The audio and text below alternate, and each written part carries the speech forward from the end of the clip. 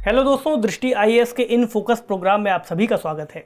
तो जैसा कि आप लोगों ने कुछ दिनों पहले सुना होगा कि भारत में अफ्रीका से कुछ चीतों को लेकर के आ रहे हैं और उनको भारत में ही अब बसाया जाएगा और एक तरीके से प्रयास किया जाएगा कि चीतों की आबादी को फिर से बढ़ाया जाए और एक तरह से भारत में स्थापित किया जाए।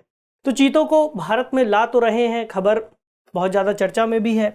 तो चीतों को भारत में लाना कितना महत्वपूर्ण है और कितना कारगर हो सकता है, इस सवाल पर आज के सेशन में हम बात करने जा रहे हैं। क्योंकि सरकार का ये विजन काफी समय से रहा है कि भारत में फिर से चीतों की आबादी मौजूद हो और भारत भी चीतों का घर कहलाए। इस वजह से सरकार ने ऐसे प्रयासों को काफी समय पहले से शुरू किया था और अब इन प्रयासों को पूरा करने की ओर सरकार के कदम लगभग पहुंच चुके हैं। ठीक, आज का जो सेशन है वह आधारित इसी पूरे टॉपिक पर है। टॉपिक है भारत में अफ्रीकी चीता लाना कितना कारगर। जी हाँ, इसके बाद अब एक जो सवाल रह जाता है कि भारत में अफ्रीका से चीता तो ला रहे हैं, लेकिन उसको भारत में लाना कितना कारगर साबित होगा। कारगर का मतलब किस तरह से वह पारिस्थितिकी को अडॉप्ट कर पाएगा, उसको भारत में लाया जाना कितना आवश्यक था, सरकार के क्या तर्क है। क्योंकि कुछ विपक्षी मत भी इसको लेकर के सुनने को मिल रहे हैं, जहां पर विपक्षियों का मानना है कि चीतों को भारत में लाना इतना कारगर नहीं होगा और इतना आवश्यक भी नहीं था कि इनको भारत में लाया जाए। क्योंकि भारत में पहले से ही आप सभी लोग जानते हैं कि एशियाटिक लायन की आबादी यानी एशियाटिक शेरों की आबादी मौजूद है, जो कि भारत के अंतर्गत गुजरात में गिर वन्यजीव अभयारण्य के अंतर्गत रहते हैं। तो पहले उनको कंजर्व करना चाहिए था, पहले उनको हमें प्रोटेक्शन देना चाहिए था, या फिर चीतों को लाना चाहिए था। कुछ ऐसे ही सवालों को आज हम देखेंगे। इसके अलावा भारत में चूंकि चीता नहीं है, इसलिए वो कौन सी स्थितियां बनी होंगी जब चीते भारत से विलुप्त हुए, कौन सा वह समय था जब इनको विलुप्त घोषित किया गया, इन पर बात करेंगे। खबर आई है, इंडियाज प्लान टू ब्रिंग चीता from Africa to Madhya Pradesh. तो मध्य प्रदेश में लाने की बात चल रही है। मध्य प्रदेश का कौन सा क्षेत्र है जहां इसको लाया जा रहा है। पॉइंट ऑफ डिस्कशन में कुछ इन पॉइंट्स पर हम बात करने जा रहे हैं। यानी कि जो हालिया समझौता हुआ है, चूंकि चीता ला रहे हैं, भारत में तो मौजूद है नहीं, तो कहाँ से ला रहे हैं, कोई देश में रहे होंगे, उन देशों के साथ समझौता हुआ है। इसके अलावा एक जो प्रोजेक्ट चलाया गया है, चीता ट्रांसलोकेशन प्रोजेक्ट, इनको लाया जा रहा है कुनो नेशनल पार्क में। तो इसकी भी कुछ विशेषताओं को जानना जरूरी होगा। चीतों की इस वक्त वैश्विक स्थिति क्या है, भारत से चूंकि विलुप्त हो चुके हैं तो विश्व में कहाँ कहाँ मौजूद हैं। ठीक, इसके अलावा विशेषज्ञों की जो चिंताओं की हमने अभी बात की, क्या चिंताएं हैं, क्यों वो ऐसी बात कह रहे हैं, और एक निष्कर्ष के रूप में इसको खत्म करेंगे यह विषय। इससे जुड़े जो प्रश्न हैं उनको भी देखेंगे। जीएस पेपर 3 के अंतर्गत पर्यावरण संरक्षण से जुड़ा यह पूरा विषय है और पर्यावरण को बढ़ावा देने से भी संबंधित है।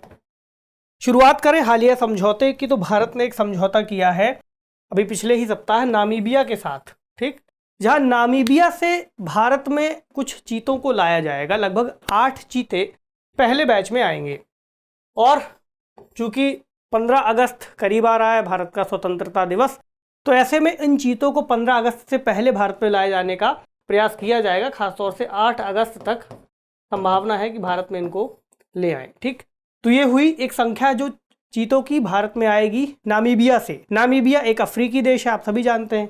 दूसरा देश कौन सा है, दक्षिण अफ्रीका। तो दक्षिण अफ्रीका के साथ भी पहले ही ऐसा एक समझौता किया जा चुका था, जहां पर 12 चीते लाने की बात की गई थी। यानी टोटल 20 चीते लगभग आएंगे। और कहाँ इनको लेकर के जाएंगे, कुनो नेशनल पार्क, मध्य प्रदेश के।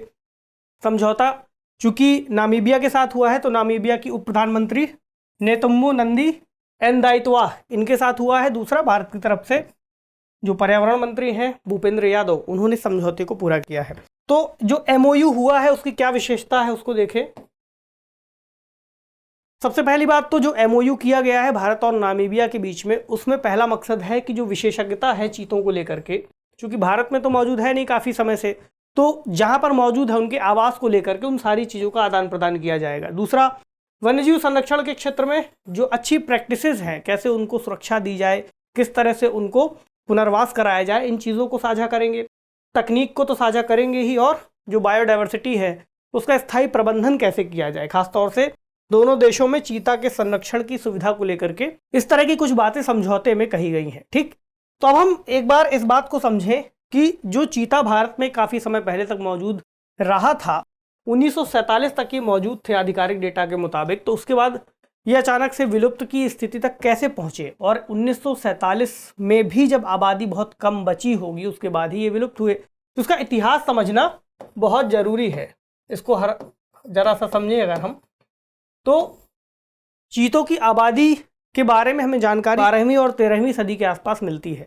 उसके बाद मध्यकाल के दौर में चीतों को प्रमुख रूप से जो राजा और महाराजा थे उनके द्वारा पकड़ा जाने लगा, खास तौर से शिकार के उद्देश्य से, यानी चीतों का शिकार नहीं, चीतों के जरिए बाकी जो जीव जंतु हैं उनका शिकार।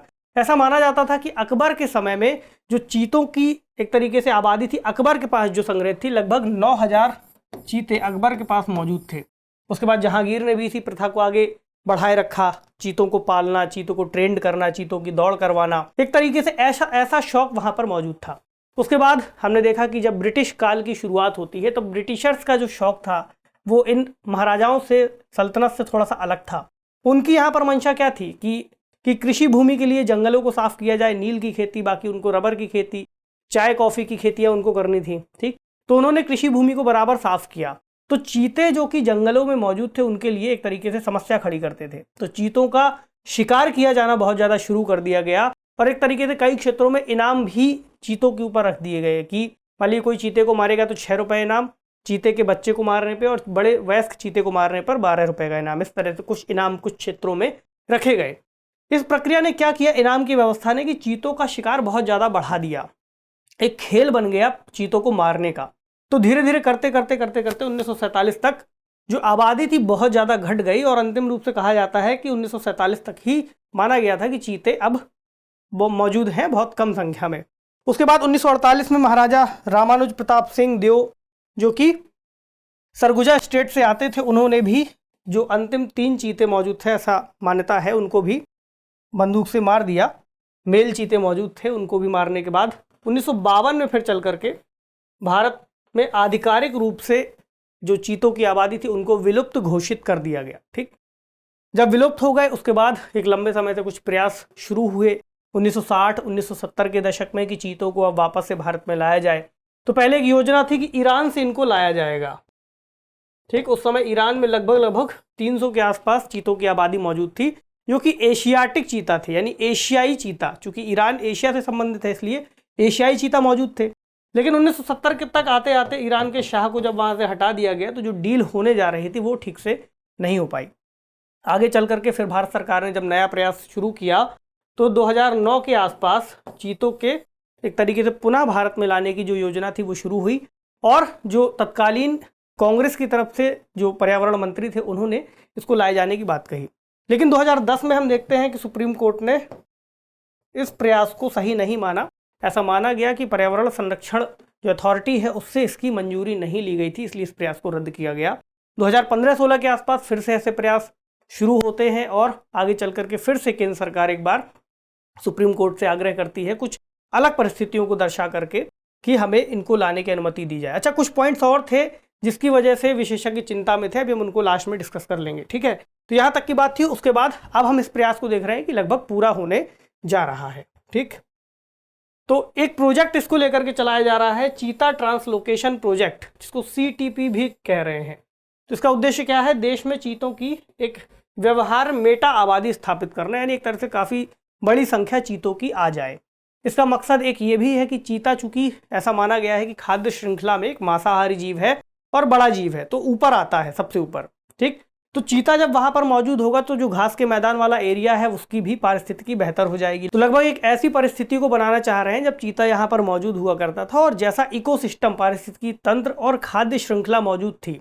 आज कई सारे ऐसे जीव हैं जो विलुप्त होने की कगार पर हैं क्योंकि खाद्य श्रृंखला कहीं ना कहीं बदल गई है। तो चीता को फिर से स्थापित करना और उस खाद्य श्रृंखला को स्थापित करना, यानी शीर्ष शिकारी के रूप में जो चीता की भूमिका है उसको बढ़ाना। इसके अलावा ऐतिहासिक सीमा के भीतर चीता का विस्तार जो भारत में पहले मौजूद रही है, ठीक, और वैश्विक संरक्षण में चीते की आबादी को बढ़ाकर एक तरह से योगदान। तो केंद्रीय पर्यावरण, वन एवं जलवायु परिवर्तन मंत्रालय इस योजना से जुड़ा हुआ है और इस योजना में एक और भूमिका है राष्ट्रीय बाघ संरक्षण प्राधिकरण की। इसके अलावा चीतों का पहला वाइल्ड टू वाइल्ड अंतर महाद्वीपीय हस्तांतरण भी इसको माना जा रहा है कि ऐसा पहला अंतर महाद्वीपीय हस्तांतरण होगा जहां पर जंगल से लाकर के चीतों को जंगल में रखा जाएगा, एक तरीके से छोड़ दिया जाएगा उनको एक ऐसी जगह पर जहां वो खुद से उस हैबिटेट को अपनाएंगे। अभी तक क्या था, कई चिड़ियाघरों में मान लीजिए मौजूद है लेकिन वो उनकी प्राकृतिक आवास नहीं माना जा रहा। तो हमने चर्चा की थी कि सुप्रीम कोर्ट ने जब रोक लगाई थी उसके बाद सुप्रीम कोर्ट ने एक 2020 के आसपास इसको परमिशन दे दी, ठीक। और जनवरी 2021 में एक विशेषज्ञ समिति का गठन किया गया जिसने चीतों के आवास को लेकर के कई सारे सर्वे किए और पता किया कि भारत में वो कहाँ पर ठीक तरीके से रह सकते हैं। तो एक नाम आया कुनो नेशनल पार्क का, ठीक। तो कुनो नेशनल पार्क में इनको बसाए जाने की बात की जाने लगी। तो कुनो नेशनल पार्क कहाँ पर है? आप सभी जानते हैं मध्य प्रदेश के अंतर्गत मौजूद है, श्योपुर जिले के अंतर्गत। तो ये वाला एरिया जो आपको ग्रीन कलर का दिख रहा है, यहाँ पे कुनो पालपुर वाइल्ड लाइफ सेंचुरी और कुनो नेशनल पार्क दोनों ही मौजूद है। तो इस क्षेत्र में अगर पूछा जाए कि कितने चीते ये जो नेशनल पार्क है वो रख सकता है, तो यहाँ पर अभी क्षमता जो बताई गई है 21 चीतों को रखने की अभी यहाँ पर मौजूद है, ठीक। अब क्या इनको किसी और जीव से कोई खतरा नहीं हो सकता? हाँ, तो वहाँ पर जो तेंदुए मौजूद हैं, लेपर्ड, ठीक, तो तेंदुओं की आबादी से इनको कुछ खतरा हो सकता है। इसलिए सरकार की योजना है कि उन तेंदुओं को वहाँ से कहीं ना कहीं हटा दिया जाएगा, या फिर एक खास तरह की बाड़ बनाई गई है जहाँ पर शुरुआत में इनको रखा जाएगा। लगभग 500 हेक्टेयर का एरिया, जिसको चारों तरफ से बाड़ लगा करके एक तरह से विद्युत प्रवाहित करने के बाद उस तरह से उसको बनाया गया है कि कोई और जीव उन पर हमला ना कर सके, ठीक है। अब ये कहाँ पर, एक और इसकी लोकेशन से जुड़ी जानकारी की, जो विंध्य श्रेणी है, विंध्य हिल्स की, वहाँ पर भी इसकी लोकेशन आती है। अगर ऐसा पूछा जाए कि क्या इसमें ये आता है, तो इसमें बिल्कुल ये आता है, ठीक। चलिए, अब चीते की वैश्विक स्थिति की अगर हम बात करें तो इस मैप में, चूंकि ये IUCN से लिया गया है, IUCN की वेबसाइट पर इस मैप में बहुत सारी बातें दर्शाई गई। इसमें जो आपको रेड कलर से दिख रहा है वो ऐसा क्षेत्र है जहां पर चीते पहले पाए जाते थे और अब वो विलुप्त हो चुके हैं, जिसमें भारत का भी एरिया ये आपको दिख रहा होगा, एक लंबा एरिया। भारत के बाद फिर अफगानिस्तान, पाकिस्तान, ऊपर उज्बेकिस्तान का कुछ एरिया, तुर्कमेनिस्तान, इधर सऊदी अरब, यमन, ओमान वाला, अफ्रीका के भी कई सारे क्षेत्र ऐसे हैं जहाँ से ये विलुप्त हो गया है। यहाँ पर एक एरिया आपको दिख रहा होगा, ये वाला, ये ईरान का कुछ क्षेत्र है जहाँ पर अभी हम बात कर रहे थे एशियाटिक चीता की, यानी एशियाई चीते यहाँ पर कुछ संख्या में मौजूद है ईरान के क्षेत्र में। हालांकि इनकी संख्या भी बहुत तेज़ी से गिर रही है। और दूसरा हम बात कर रहे हैं साउथ अफ्रीका की, तो कुछ ये वाले क्षेत्र में है और कुछ नामीबिया का क्षेत्र यहाँ पर है, इन दो क्षेत्रों में मौजूद है, ठीक है। कुछ यहाँ वाला एरिया है, तंजानिया वाला, यहाँ पे भी मौजूद हैं, कुछ यहाँ मौजूद हैं। तो थोड़े थोड़े जगहों पर मौजूद हैं। यहाँ से ही इनको लाए जाने की बात की जा रही है, यहाँ से नामीबिया और साउथ अफ्रीका से। अब IUCN की रेड लिस्ट में कहाँ पर आता है ये? तो इसमें जो अफ्रीकी चीता है, अफ्रीकी चीता का नाम है एसिनोनाइक्स जुबेटस जुबेटस, इसका वैज्ञानिक नाम इस तरह से कहते हैं, ठीक।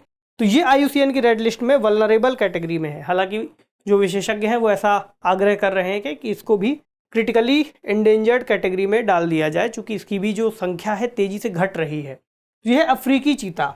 अब आए भारतीय चीते पर, जो भारत में मौजूद था, जिसको हम एशियाई चीते के नाम से भी जानते थे, चूँकि एशिया के क्षेत्र में मौजूद था। इसका नाम क्या है? एसिनोनाइक्स जुबेटस विनाटिकस, ये इसको बोलते हैं। इसकी तस्वीर है और ये क्रिटिकली एंडेंजर्ड कैटेगरी में शामिल है और कुछ ही संख्या में ईरान में बचे हुए हैं। कुछ और स्टेटस अगर हम देखें तो IUCN स्टेटस हमने देख लिया, वल्नरेबल है अफ्रीकी चीते का, एशियाई चीते का क्रिटिकली एंडेंजर्ड। साइट्स का अगर हम स्टेटस देखें तो इसमें इसको अपेंडिक्स 1 की श्रेणी में शामिल किया गया है और इसको भी अपेंडिक्स 1 में ही रखा है। हैबिटेट यानी आवास स्थान को देखें तो 6,500 से 7,000 अफ्रीकी चीते जो है जंगलों में मौजूद हैं और एशियाई चीते 40 से 50 ही केवल ईरान में बचे हुए हैं, ठीक। अब अगर अफ्रीकी चीतों का साइज देखें तो एशियाई चीतों से बड़े हैं ये, ठीक है। और ये जो एशियाई चीते हैं थोड़े से छोटे हैं, यहाँ पर इनकी तस्वीर भी थोड़े से अलग अलग दी गई है, यानी अगर आप इनकी विशेषताओं को देखें उसमें भी हल्का सा अंतर यहाँ पर दिखाई देता है, ठीक। अब बात करें विशेषज्ञों की क्या चिंता है। चलिए, भारत में लाए जाने की बात है 15 अगस्त तक, देश की 75वीं वर्षगांठ तक आज़ादी की, हम इनको लाना चाह रहे हैं। विशेषज्ञ क्यों ऐसा कह रहे हैं कि ये ठीक नहीं है? पहली बात तो ये विशेषज्ञों का कहना है कि भारत के लिए जो चीता संरक्षण की बात आती है वो हमारी प्राथमिकता नहीं है, ठीक।